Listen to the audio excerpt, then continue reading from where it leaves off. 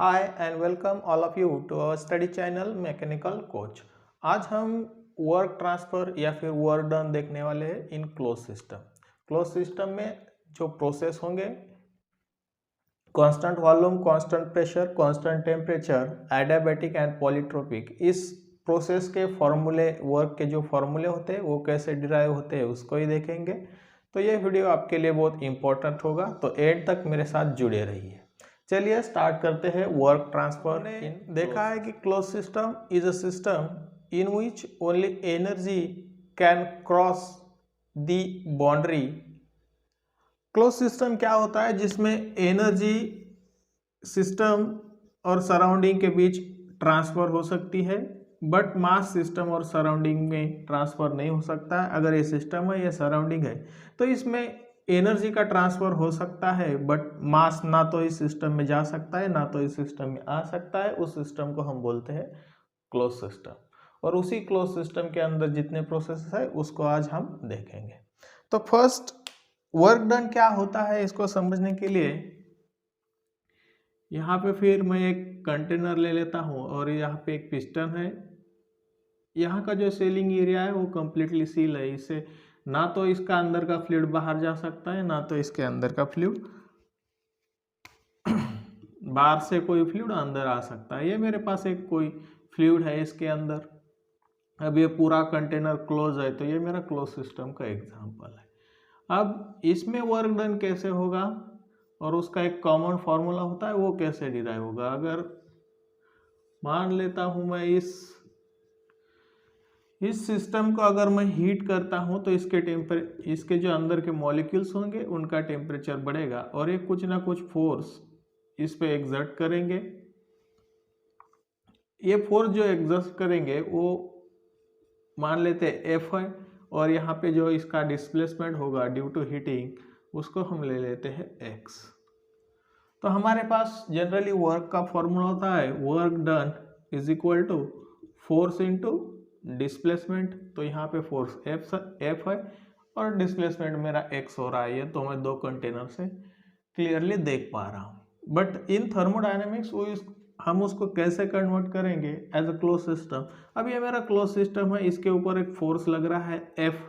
अब इस फोर्स के जो एरिया होता है मैं उसको पर यूनिट मान लेता हूँ, क्योंकि pressure is equal to force divided by area होता है। अब इस एरिया को मैं पर यूनिट एरिया ले लेता हूँ तो मेरा प्रेशर हो जाएगा।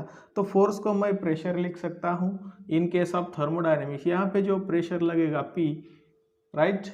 ये जो गैस हीटिंग करने के बाद इसके ऊपर जो प्रेशर लगेगा P, तो इस वर्क को मैं P ले सकता हूँ, फोर्स को P लिख सकता हूँ। और जो डिस्प्लेसमेंट होगा x, तो यहाँ से मैं देख पा रहा हूँ पहले अगर मैं यहाँ इस केस में इसका वॉल्यूम V1 मान लेता हूँ, यहाँ से यहाँ तक का वैल्यू मेरे पास V1 था, और अब ये इसमें ऐड हो गया dV और इसको मैं V2 मान लेता हूँ। यहाँ पे V2 था, यहाँ पे V1 था, वॉल्यूम चेंजेस हुआ है और कितना चेंजेस हुआ है delta V V2 minus V1। तो यहाँ पे मैं इसको dV लिख सकता हूँ। तो जनरली क्लोज सिस्टम, जब भी आपको थर्मोडायनेमिक्स में कोई क्लोज सिस्टम दिया होगा तो आप डायरेक्टली वर्क डन का फॉर्मूला लगाएंगे integration P into D for close system. अब ये जनरल फॉर्मूला कैसे आता है इसका एग्जांपल मैंने आपके सामने रख दिया है।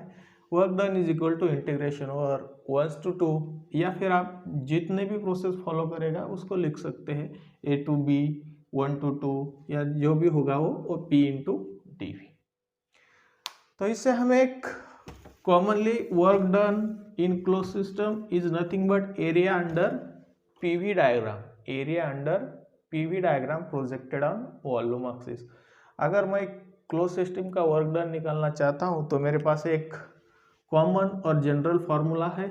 इस फार्मूले से मैं सभी प्रोसेस का वर्क डन निकाल सकता हूँ। सभी प्रोसेस, जो भी प्रोसेस होंगे थर्मोडायनेमिक्स, वो सभी प्रोसेस का वर्क डन मैं केवल यही फार्मूले से निकाल सकता हूँ। वो कैसे निकालेंगे अब अभी हम देखेंगे।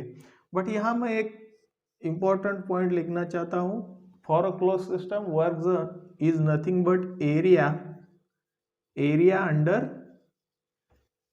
PV diagram, area under PV diagram और जब हम उसको वॉल्यूम एक्सिस पे प्रोजेक्ट करेंगे तो हमें क्लोज सिस्टम में वर्क डन मिल जाएगा। तो आज स्टार्ट करते हैं first thermodynamic process, constant pressure process. Constant pressure और कांस्टेंट प्रेशर प्रोसेस को हम और एक नाम से जानते हैं आइसोबारिक प्रोसेस। Isobaric process. तो इस प्रोसेस में अब वर्क डन क्या होगा, उसका फॉर्मूला कैसे आता है, इसको हम देख लेते हैं। तो यहाँ पे मैं पीवी डायग्राम निकालता हूं क्लोज सिस्टम के लिए। ये मेरे पास प्रेशर और ये मेरे पास वॉल्यूम है। Okay, isobaric constant pressure process है। तो अगर मुझे किसी प्रोसेस कांस्टेंट प्रोसेस दिखाना है तो मैं ये लाइन ले लेता हूँ, क्योंकि यहाँ पे मान लेते हैं मेरी प्रोसेस 1 से 2 एग्जीक्यूट हो रही है, 1 से 2 एग्जीक्यूट हो रही है, और इस केस में मुझे pressure P1 is equal to P2 मिल रहा है। और मैंने बोला work done is nothing but area under PV diagram when projected on volume axis. ये वॉल्यूम एक्सिस है, या तो मेरा V1 हो जाएगा या मेरा वॉल्यूम V2 हो जाएगा। और यहाँ इस दोनों ये प्रोसेस और वॉल्यूम एक्सिस में जो एरिया कवर होगा इसको हम बोलेंगे वर्क डन, इसको हम बोलेंगे वर्क डन। तो ये जो एरिया आपको दिखा रहा है ये वर्क डन है in case of constant pressure process. तो यहाँ P1 is equal to P2 है, मतलब प्रेशर कांस्टेंट है और प्रोसेस 1 से 2 जा रहा है। अब इस केस में हम वर्क डन कैसे निकालेंगे, तो वर्क डन के लिए हमारे पास यही जनरल फॉर्मूला है, work done is equal to P into dV। अब हमारा प्रोसेस एग्जीक्यूट हो रहा है 1 से 2, मेरे पास प्रोसेस जा रहा है 1 से 2, तो मैं यहाँ इंटीग्रेशन रख देता हूँ 1 to 2। अब इसमें P कांस्टेंट है क्योंकि कांस्टेंट प्रेशर प्रोसेस है, आइसोबारिक प्रोसेस है, तो P कांस्टेंट है, इंटीग्रेशन से बाहर लिख देता हूँ 1 to 2 इंटू dV। अब dV यहाँ कुछ नहीं है, मतलब 1 है, और 1 का इंटीग्रेशन क्या होता है, यहाँ पे dV है तो इसका इंटीग्रेशन हो जाएगा V, और इंटीग्रेशन ओवर 1 to 2, तो यहाँ यह हमें मिल जाएगा P into V2 minus V1। तो यहाँ से मैं लिख सकता हूँ work done for constant pressure process P into V2 minus V1। तो यहाँ हमें कांस्टेंट प्रेशर प्रोसेस के लिए वर्क डन मिला है। For constant pressure process work done is equal to P into V2 minus V1।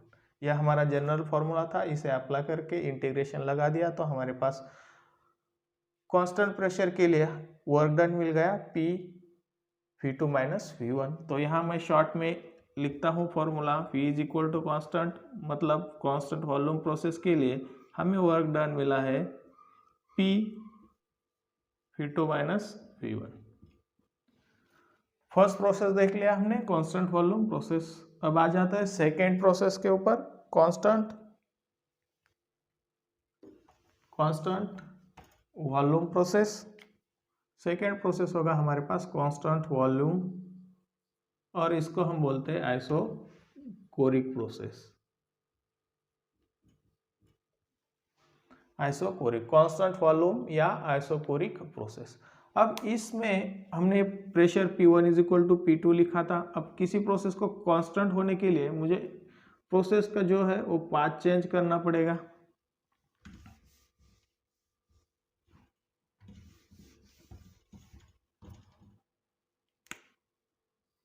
फिर से मैं एक पीवी डायग्राम निकालता हूँ, ये P ये V। अब कांस्टेंट वॉल्यूम होने के लिए मुझे ऐसी प्रोसेस चाहिए होगी, क्योंकि इसी प्रोसेस में मैं V1 is equal to V2 लिख सकता हूँ। तो मैं यहाँ लिख देता हूँ मेरा प्रोसेस 1 to 2 एग्जीक्यूट हो रहा है, और इस केस में मुझे V1 is equal to V2, मतलब वॉल्यूम कांस्टेंट है, कांस्टेंट वॉल्यूम प्रोसेस है, और यहाँ पे मुझे मिल रहा है P1 और यहाँ पे मुझे मिल रहा है P2। अब इस केस में आप देखोगे, अगर मैं ये 1 to 2 प्रोसेस को अगर वॉल्यूम एक्सिस पे प्रोजेक्टेड कर देता हूँ, इस एक्सिस पे प्रोजेक्टेड कर देता हूँ, तो मुझे केवल एक पॉइंट मिल रहा है। प्रोसेस 1 to 2 है, ये मेरा शेडेड एरिया नहीं होगा। क्यों? क्योंकि इसको जो मैं शेडेड एरिया लूँगा तो ये प्रेशर एक्सिस पे प्रोजेक्टेड होगा, मुझे वॉल्यूम एक्सिस पे प्रोजेक्टेड करना है। तो मैं इस लाइन को अगर यहाँ प्रोजेक्टेड कर देता हूँ तो मुझे केवल एक पॉइंट मिल जाता है। तो इससे पता चल सकता है कि अगर ये जो लाइन है इसको मैं वॉल्यूम एक्सिस पे प्लॉट करता हूँ तो केवल मुझे एक पॉइंट मिल रहा है, मतलब 0 मिल रहा है। वर्क डन मुझे कोई भी शेडेड एरिया नहीं मिल रहा है, मतलब वर्क डन इस प्रोसेस में 0 होना चाहिए। तो देखते हैं वर्क डन इस प्रोसेस में 0 होता है या नहीं। सेम फिर यहाँ पे work done is equal to, हमारे पास जो कॉमन फॉर्मूला है, work done is equal to pressure into dV। यही यहाँ पे लिख दिया है, इंटीग्रेशन ओवर 1 to 2, क्योंकि मेरा प्रोसेस 1 to 2 एग्जीक्यूट हो रहा है। अब इसमें फिर से लिख देते हैं वो पी तो 1 to 2।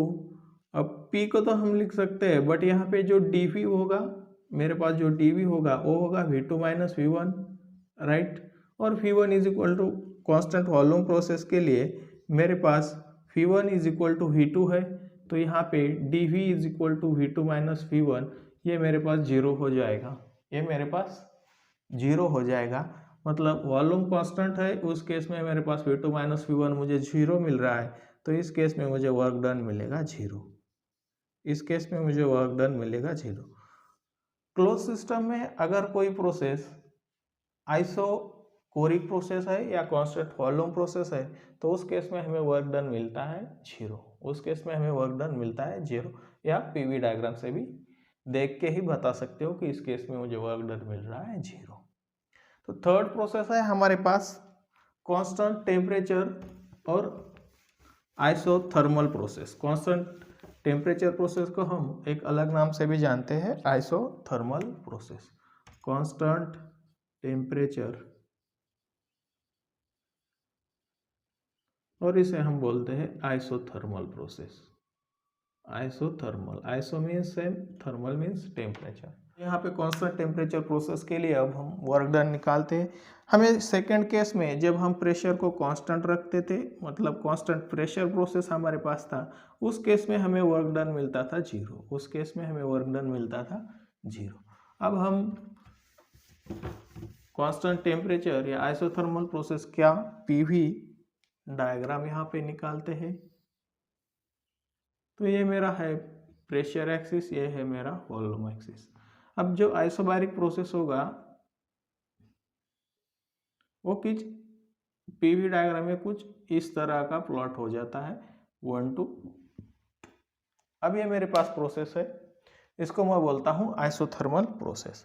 अब इसको मैं प्रेशर एंड वॉल्यूम एक्सिस पे प्लॉट करता हूँ। ये मेरे पास P1 है, ये मेरे पास P2 है। अगर मैं इसको इस एक्सिस में प्लॉट कर रहा हूँ तो ये मेरे पास V1 है, और इसको मैं प्लॉट करता हूँ तो V2 है। तो यहाँ से P1 P2 और V1 V2 के बीच एक हमें शेडेड एरिया मिल जाएगा। ये हमें शेडेड एरिया मिल गया। ओके, तो ये जो शेडेड एरिया होगा ये हमें दिखाता है कि इस प्रोसेस में कितना वर्क डन होगा। इस प्रोसेस में कितना वर्क डन होगा। जैसे वॉल्यूम की केस में, कांस्टेंट प्रेशर के केस में हमें कोई भी इनक्लोज एरिया नहीं दिखा रहा था, उस केस में हमें वर्क डन 0 मिला था। अब यहाँ कुछ ना कुछ इनक्लोज एरिया दिखा रहा है, तो इसका कुछ ना कुछ वर्क डन होगा। तो आइसोथर्मल प्रोसेस में ये जो PV/N होता है, N मतलब इंडेक्स होता है प्रोसेस का, वॉल्यूम और प्रेशर, यहाँ N इज इक्वल टू 1 होता है, तभी हम उस प्रोसेस को आइसोथर्मल प्रोसेस बोलते हैं। अब N इज इक्वल टू 1 होगा तो यहाँ मैं N इज इक्वल टू 1 रखता हूँ, तो ये हो जाता है PV is equal to constant, क्योंकि यहाँ इंडेक्स N था। सेम अगर कोई प्रोसेस कांस्टेंट वॉल्यूम है तो यहाँ PV/N is equal to constant होता है, ये हमारे पास प्रोसेस है। अब यहाँ पे जो इंडेक्स का वैल्यू, N का वैल्यू होता है, वो होता है इन्फानाइट, वो होता है इन्फानाइट, तब उस प्रोसेस को हम बोलते हैं कांस्टेंट वॉल्यूम प्रोसेस। और PV/N is equal to constant, अगर इसमें n इज इक्वल टू 0 है, n इज इक्वल टू 0 है, तो इस प्रोसेस को हम बोलते हैं कांस्टेंट प्रेशर प्रोसेस। उस प्रोसेस को हम बोलते हैं कांस्टेंट प्रेशर प्रोसेस। कैसे? अब P इज इक्वल टू हो जाएगा C divided by V raise to n, n is equal to 0 है, और किसी भी डिजिट का अगर रेस टू 0 है तो इसे हम 1 ले लेते हो, तो यहाँ C डिवाइडेड बाय 1 हो जाएगा, तो कांस्टेंट हो जाएगा। Pressure is equal to constant means वो प्रोसेस हो जाएगा कांस्टेंट प्रेशर प्रोसेस। अगर यहाँ पे n रख देता हूँ तो यहाँ पे ये इन्फानाइट होगा, तो इन्फानाइट जब हम इसको डिवाइड करेंगे तो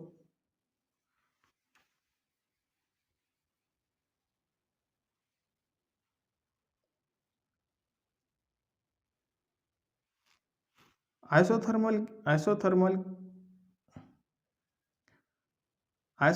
के केस में PV raise to n is equal to constant, तो यहाँ n इज इक्वल टू 1 होगा, तब इस प्रोसेस को हम बोलेंगे आइसोथर्मल प्रोसेस। जब n is equal to infinite होगा उसे बोलेंगे constant volume, n is equal to 0 होगा उसको बोलेंगे कांस्टेंट प्रेशर, और n इज इक्वल टू 1 होगा उसको बोलेंगे आइसोथर्मल प्रोसेस। Isothermal process. अभी इसमें वर्क डन कितना आता है इसको देख लेते हैं। तो वर्क डन का हमारे पास फॉर्मूला है, work done is equal to integration over P into D. फिर प्रोसेस 1 to 2 एग्जीक्यूट हो रहा है। अब हमें यहाँ पे PV is equal to constant एक हमारे पास रिलेशन है, तो मैं यहाँ लिख देता हूँ PV इज इक्वल टू, अगर मैं इसको P1 V1 लिखना चाहता हूँ, P2 V2 लिखना चाहता हूँ, इज इक्वल टू कॉन्स्टेंट, इसको मैं ऐसे भी लिख सकता हूँ। अब यहाँ से मैं P का वैल्यू निकालता हूँ, P इज इक्वल टू मेरे पास हो जाएगा P1 V1 divided by V, right. ये V को मैंने सिर्फ यहाँ डिवाइड किया है, P1 V1 divided by V। अब ये जो मेरे पास P का वैल्यू मिला है उसको मैं इस इंटीग्रेशन में रख देता हूँ P की जगह, तो मुझे एक मिल जाएगा इंटीग्रेशन ओवर 1 to 2, P की जगह मैं यहाँ लिख दूंगा P1 V1 divided by V। अगर आपको ये कुछ डिफिकल्ट लग रहा है तो P1 V1 की जगह आप कांस्टेंट भी लिख सकते हो डिवाइडेड बाय V, क्योंकि यहाँ C लिखा है P1 V1 is equal to constant ही होता है। तो यहाँ पे अगर आप नहीं लिखना चाहते हो P1 V1 को, तो यहाँ पे आप कांस्टेंट भी लिख सकते हैं।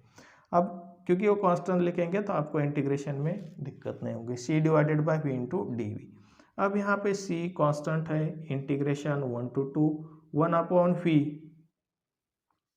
1 बाय V इंटू डी, और 1 अपॉन V का जो इंटीग्रेशन होता है वो आपको पता होगा C, और इसका इंटीग्रेशन होता है ln natural log of C, और इंटीग्रेशन ओवर 1 to 2। अब इसमें C अगर मैं इंटीग्रेशन पुट करता हूँ तो मुझे मिलेगा ln, सॉरी यहाँ पे C नहीं, V का इंटीग्रेशन निकाल रहे हैं तो ln V हो जाएगा, और यहाँ पे अगर इंटीग्रेशन पुट कर देंगे तो आपको फॉर्मूला मिल जाएगा ln V2 बाय V1। और इस C को आप रिप्लेस करना चाहते हो क्योंकि ये कांस्टेंट है, तो आप इसकी C की जगह P1 V1 भी लिख सकते हो और P2 V2 भी लिख सकते हो। ये आपकी चॉइस पे डिपेंड है कि आपको P1 V1 लिखना है या P2 V2 लिखना है। मैं यहाँ पे P1 V1 लिख देता हूँ, तो मेरे पास फॉर्मूला हो गया P1 V1, यहाँ से ln V2 divided by V1, ln V2 divided by V1। अब ये जो आइसोथर्मल प्रोसेस है, तो आइसोथर्मल प्रोसेस में चार्ल्स लॉ एक जब हम लगाते हैं तो चार्ल्स लॉ बोलता है कि अगर कोई प्रोसेस कांस्टेंट टेम्परेचर पे एग्जीक्यूट हो रहा है तो उस केस में pressure is inversely proportional to volume, pressure is inversely proportional to volume. और यहाँ से हम इसको PV is equal to constant लिख लेते हैं क्योंकि वो चार्ल्स के लॉस के थ्रू आता है। अब यहाँ पे P1 V1 is equal to constant है, तो pressure is inversely proportional to volume है, तो यहाँ मुझे मिल जाएगा P1 V1 is equal to, अगर इसको P2 V2 है मेरे पास, तो मैं यहाँ V2 divided by V1 is equal to P1 divided by P2 लिख सकता हूँ। इससे ये जो कांस्टेंट है इससे मैं V2 divided by V1 is equal to P1 by P2 लिख सकता हूँ।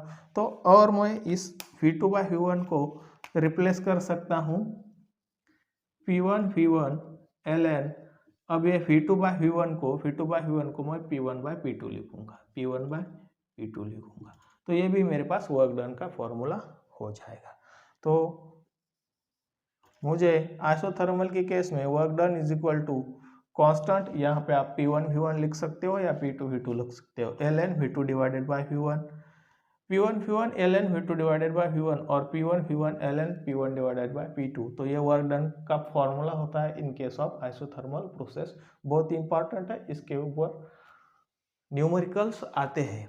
तो थर्ड, जब मैं किसी प्रोसेस का temperature T is equal to constant रखता हूँ आइसोथर्मल प्रोसेस में, तो उस केस में मुझे वर्क डन मिल जाता है P1 V1 ln P1 divided by P2 और P1 V1 ln V2 divided by V1। तो आप इसको वर्क डन के 2 फॉर्मूले लगा सकते हो। अगर आपको इसके प्रेशर P1 और P2 पता है तो ये फॉर्मूला यूज कर सकते हो। अगर इसका वॉल्यूम V2 बाय V1 पता है तो आप ये फॉर्मूला लगा के वर्क डन निकाल सकते हो in case of isothermal process. अब हम इसके आगे वाला प्रोसेस पॉलीट्रोपिक प्रोसेस को डिस्कस करते हैं। उस केस में कितना वर्क डन होगा ये देख लेते हैं। तो पॉलीट्रोपिक प्रोसेस में जो इंडेक्स n होगा उसका वैल्यू होता है -∞ से लेकर +∞ तक। मतलब ये जो यहाँ पे पॉलीट्रोपिक प्रोसेस के लिए हम देख लेते हैं पॉलीट्रोपिक प्रोसेस। ओके, इसमें जो PV⁴n होता है इज इक्वल टू कॉन्स्टेंट। अब यहाँ पे जो n का वैल्यू होगा वो होगा -∞, less than equal to n और लेस देन इक्वल टू ∞। मतलब यहाँ पे n का वैल्यू कुछ भी हो सकता है, n का वैल्यू कुछ भी हो सकता है। जैसे कांस्टेंट वॉल्यूम में n is equal to infinity था, कांस्टेंट प्रेशर में n इज इक्वल टू 0 था, आइसोथर्मल में n इज इक्वल टू 1 था। तो वो सब पॉलीट्रोपिक प्रोसेस में आता है, क्योंकि पॉलीट्रोपिक का जो इंडेक्स होता है वो -∞ से लेके इन्फिनिटी तक हो सकता है। लेकिन वो प्रोसेस को हम सेपरेटली एनालाइज करते हैं, तो इसीलिए हमने उसको सेपरेट नाम रखे। अब यहाँ पे n का वैल्यू तो हो गया। अब इसमें वर्क डन अगर आप निकालना चाहते हो तो वर्क डन का फॉर्मूला फिर वही सेम फॉर्मूला लगेगा, integration over 1 to 2 P into dV। Same ऐसा ही कर्व होगा पॉलीट्रोपिक प्रोसेस में, केवल जो यहाँ पे PV is equal to constant था आइसोथर्मल के लिए, तो पॉलीट्रोपिक के लिए PV⁴n is equal to constant हो जाएगा। ओके, अब ये n और ये प्रोसेस के जो कर्व्स होते हैं उसको हम एक सेपरेट वीडियोस में देखेंगे, क्योंकि वो बहुत बड़ा पॉइंट होगा और इम्पोर्टेंट भी होगा। तो इसको n का वैल्यू क्या होता है, कैसे आता है, कब आता है, ये हमें किसी अलग वीडियो में डिस्कस करेंगे। या 1 to 2 P इंटू dV, यह हमारे पास जनरल वर्क डन का फॉर्मूला है फॉर ऑल प्रोसेसेस के लिए। अब यहाँ पे मेरे पास PV⁴n is equal to constant है, तो इसको मैं ऐसे भी तो लिख सकता हूँ P1 V1⁴n is equal to P2 V2⁴n is equal to PV⁴n is equal to constant.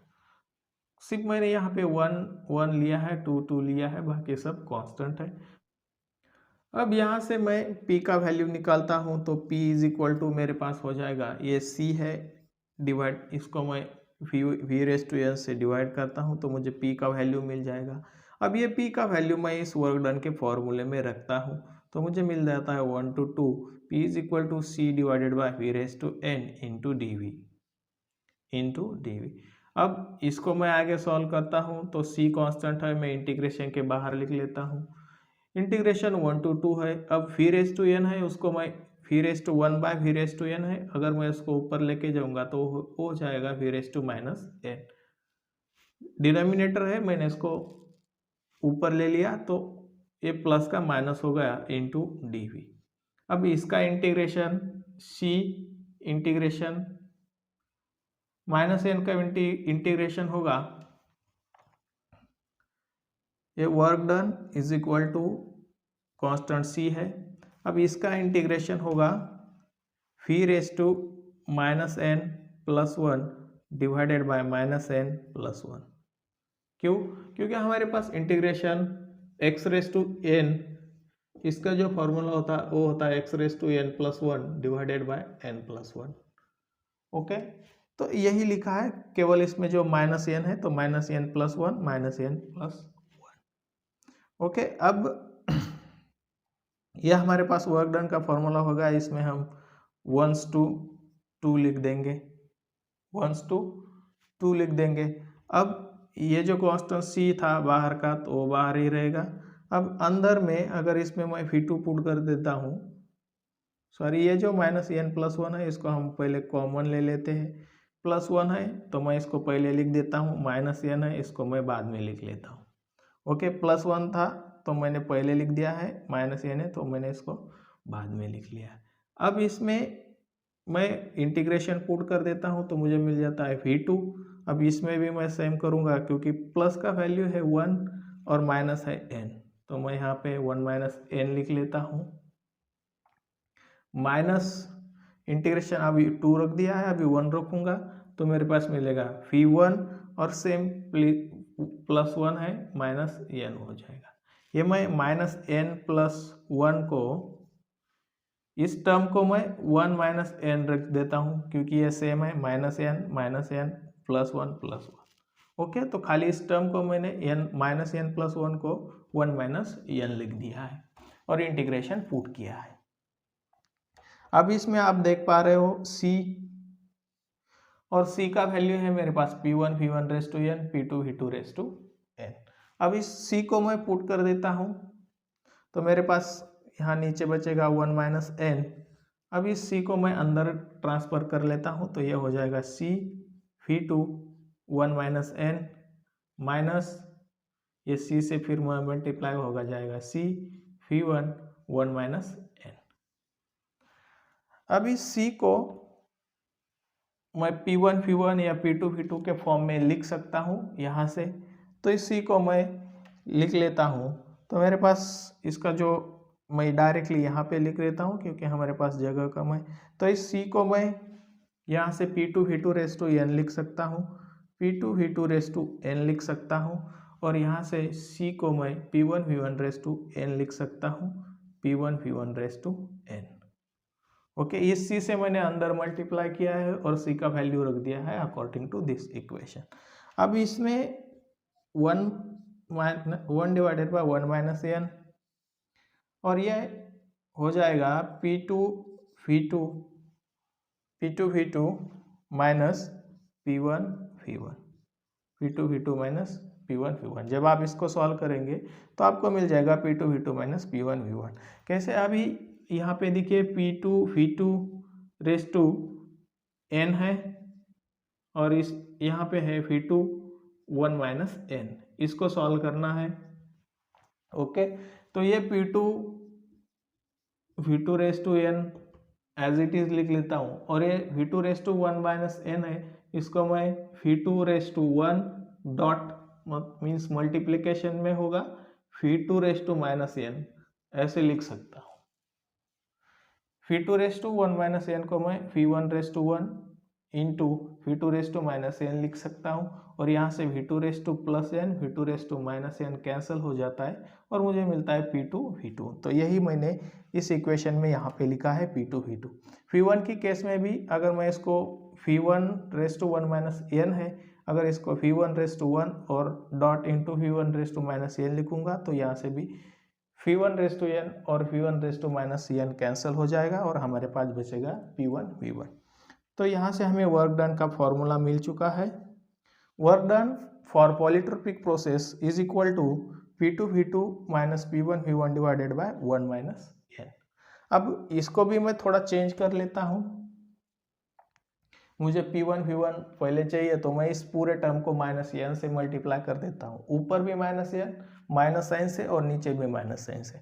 अगर मैं ऊपर माइनस साइन से मल्टीप्लाई कर देता हूँ तो ये माइनस माइनस प्लस हो जाएगा, इसको मैं पहले लिख लेता हूँ p1 v1 माइनस था प्लस हो गया, ये प्लस है अब माइनस हो जाएगा p2 v2 राइट, और नीचे 1 - n था, अगर मैं इसे माइनस साइन से मल्टीप्लाई करता हूँ तो ये हो जाएगा n - 1, ये हो जाएगा n - 1, और यही फॉर्मूला होता है हमारा work done in polytropic processes. आप ये फॉर्मूला लगाएंगे तो भी निकाल पाएंगे, अगर आप ये फॉर्मूला लगाएंगे तो भी आप वर्क डन निकाल पाएंगे, P1 V1 minus P2 V2 divided bye n-1, या फिर P2 V2 minus P1 V1 divided by 1 minus n। इसमें से कोई भी एक फॉर्मूला लगा के किसी भी पॉलीट्रोपिक प्रोसेस का आप वर्क डन इजीली निकाल सकते हो।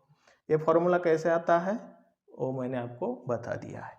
अगर मेरे पास फोर्थ प्रोसेस था polytropic, n is equal to n होता है, और पॉलीट्रोपिक प्रोसेस में वर्क डन का जो फॉर्मूला होता है वह भी हमने देखा, P1 V1 minus P2 V2 divided bye n-1, P1 V1 minus P2 V2 divided bye n-1। अब इसमें लास्ट एक प्रोसेस बचा है हमारे पास, वो है एडियाबैटिक प्रोसेस, वो होगा एडियाबैटिक प्रोसेस। तो आई होप आपको ये पॉलीट्रोपिक प्रोसेस का वर्क डन कैसे डिराइव हुआ समझ में आया होगा। नहीं आया है तो अभी एडियाबैटिक का देख लीजिए, क्योंकि एडियाबैटिक और पॉलीट्रोपिक का वर्क सेम ही होता है, खाली उसका इंडेक्स चेंज होता है। तो यहाँ पे लिख लेता हूँ मैं एडियाबैटिक प्रोसेस, एडियाबैटिक प्रोसेस। अब एडियाबैटिक प्रोसेस किसे कहते हैं हम, जिसमें हीट ट्रांसफर जीरो होता है उस प्रोसेस को हम एडियाबैटिक प्रोसेस कहते हैं। जिस प्रोसेस में कोई भी हीट ट्रांसफर नहीं होता है उस प्रोसेस को हम एडियाबैटिक प्रोसेस बोलते हैं, और उसका इस केस में इसका इंडेक्स n जो होगा उसका वैल्यू बराबर होगा गैमा, और गैमा आपको पता है Cp डिवाइडेड बाय Cv होता है, ये मैंने आपको बताया है। ओके, तो इसे हम बोलते हैं एडियाबैटिक प्रोसेस। अब इसमें वर्क डन निकालते हैं, इसमें वर्क डन क्या होगा, फिर वही जनरल फॉर्मूला हमारा वर्क डन का, work done is equal to P into dV। अब इसमें होगा P1 V1 raise to gamma is equal to P2 V2 raise to gamma is equal to PV is equal to constant, PV raise to gamma is equal to constant. ये होता है हमारा adiabatic process. Adiabatic process के लिए P1 V1 raise to gamma is equal to constant होता है। तो यहाँ से फिर हम P निकाल सकते हैं, P is equal to C divided by V raise to gamma, C divided by V raise to gamma. अगर पॉलीट्रोपिक प्रोसेस का आपको याद होगा तो P is equal to C divided by V raise to n लिखा था। Polytropic और इसका वर्क डन सेम तरीके से निकलेगा, खाली इसमें इंडेक्स गैमा आएगा, उसमें n था। तो वो अगर आपको समझने में कुछ डिफिकल्टी तो आप ये भी देख सकते हैं, यहाँ से भी उसको कंपेयर करके निकाल सकते हैं। तो यहाँ पे मैं वर्क डन जो P था, इस P की जगह ये इसका वैल्यू लग देता हूँ C V raise to gamma into dV। Okay, अब यहाँ से C कांस्टेंट है, अलग ले लेता हूँ, मेरे पास बचेगा V raise to gamma into dV, V raise to gamma divided by dV। अब इस V रेस टू गैमा को मैं ऊपर ले लेता हूँ, तो C integration over 1 to 2 V raise to minus gamma हो जाएगा dV, क्योंकि मैंने उसको डिनोमिनेटर से 1 by V raise to gamma था उसको मैंने ऊपर लेके आया, तो V raise to minus gamma हो जाएगा। अब जब मैं इसका इंटीग्रेशन निकालता हूँ तो ये मुझे मिलेगा C इंटीग्रेशन, इसका जो इंटीग्रेशन होगा वो होगा V raise to minus gamma plus 1 divided by minus gamma plus 1, और ये इंटीग्रेशन हमारा 1 to 2 है। अब यहाँ से मैं इसको अलग लिख लेता हूँ, बाहर C मेरा कांस्टेंट है और इसको मैं बाहर निकालता हूँ तो ये हो जाएगा 1 माइनस गैमा, ये हो जाएगा 1 माइनस गैमा। इसको सिर्फ मैंने अरेंज करके लिखा है, टर्म वही है। तो यहाँ पे मैं V2 रख देता हूँ तो मुझे मिल जाएगा V2 1 minus gamma minus V1 1 minus gamma. अब V2 और V1 इसको आप इस चीज़ को याद रखिए, माइनस गैमा प्लस 1 को मैं 1 माइनस गैमा लिख रहा हूँ क्योंकि ये बराबर है, -2 + 1 -1 ही आएगा, और 1 - 2 -1 ही आएगा। तो ये टर्म सिर्फ मैंने साइन अरेंज करके यहाँ पे लिख रहा हूँ। तो इसको हम आगे सॉल्व कर लेते हैं। ये 1 डिवाइडेड बाय 1 माइनस गैमा है, इसको मैं बाहर ही रख देता हूँ। अब इस सी से मैं अंदर मल्टीप्लाई कर देता हूँ तो मेरे पास हो जाएगा C into phi to 1 minus gamma minus इस सी से मैं अंदर मल्टीप्लाई कर रहा हूँ C into phi 1 minus gamma. Okay, अब इस सी का जो वैल्यू है वो मेरे पास P1 रेस टू गैमा भी हो सकता है, P2 रेस टू गैमा भी हो सकता है। तो इस सी का वैल्यू मैं रखता हूँ, सी का वैल्यू मेरे पास यहाँ है P2 रेस टू गैमा, तो मैं यहाँ से लिख लेता हूँ P2 रेस टू गैमा और यहाँ से मैं सी का वैल्यू लिखता हूँ P1 रेस टू गैमा। तो सी की जगह मैं यहाँ डायरेक्टली लिख लेता हूँ P1 raise to gamma, right. अब इसको आगे सॉल्व कर लेते हैं। यहाँ पे मेरे पास P2 raise to gamma into V2 raise to 1 minus gamma है, तो इसको मैं ये टर्म लिख रहा हूँ P2 raise to gamma as it is लिखा है। खाली इस V2 को मैं V2 raise to 1 into V2 raise to minus gamma लिख सकता हूँ और इस V2 रेस टू गैमा और V2 raise to minus gamma cancel हो जाएंगे, तो मेरे पास इस पूरे टर्म की जगह मैं यहाँ पे सिंपली लिख सकता हूँ P2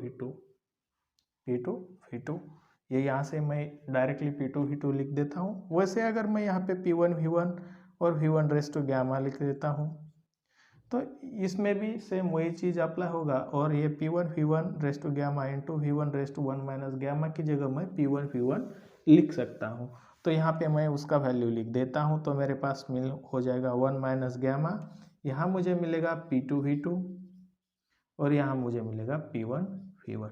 तो यहाँ से मेरे पास work done for adiabatic process is equal to P2 minus P1 divided by 1 minus gamma, एक फॉर्मूला होगा। मैं इसको थोड़ा सा मॉडिफाई करके लिखना चाहूँगा, तो मैं इसके ऊपर और नीचे माइनस साइन से मल्टीप्लाई करूँगा। अगर ऊपर नीचे माइनस साइन से मल्टीप्लाई करूँगा तो ये माइनस माइनस प्लस हो जाएगा, तो मैं इसको पहले लिख लेता हूँ P1 और ये माइनस हो जाएगा तो मैं इसको बाद में लिख लेता हूँ P2। अब नीचे माइनस से मल्टीप्लाई कर देता हूँ तो माइनस गैमा और इसको अगर मैं माइनस से मल्टीप्लाई कर देता हूँ प्लस, तो गैमा और ये +1 था तो -1 हो जाएगा। तो मुझे यहाँ से इसका वर्क डन का फॉर्मूला मिलेगा, work done for adiabatic process is equal to P1 minus P2 divided by gamma -1। अब ये जो पॉलीट्रोपिक प्रोसेस है इसका और इसका आकार अगर आप कंपेयर करते हो तो सेम हो जाएगा, खाली n की जगह गैमा आ जाएगा। तो work done for adiabatic process के लिए हो जाएगा P1 minus P2 divided by gamma -1, n-1 की जगह गैमा -1। तो यहाँ पे हमने जो हमारे पास प्रोसेसेस थे आइसोबारिक, आइसोकोरिक, आइसोथर्मल, एडियाबैटिक और पॉलीट्रोपिक, इस प्रोसेस में वर्क डन क्या होता है, उसके फॉर्मूले कैसे डिराइव होते हैं और फॉर्मूले क्या है ये इधर लिख दिए हैं और उस सब का डेरिवेशन यहाँ पे करके दिखाया है। तो आई होप आपको ये वीडियो पसंद आया होगा। अगर आपको वीडियो पसंद आया है तो लाइक और सब्सक्राइब कीजिए। अगर पसंद नहीं आता है तो डिसलाइक करके मुझे कमेंट सेक्शन में आपका सजेशन दे सकते हो। Thank you for watching this video.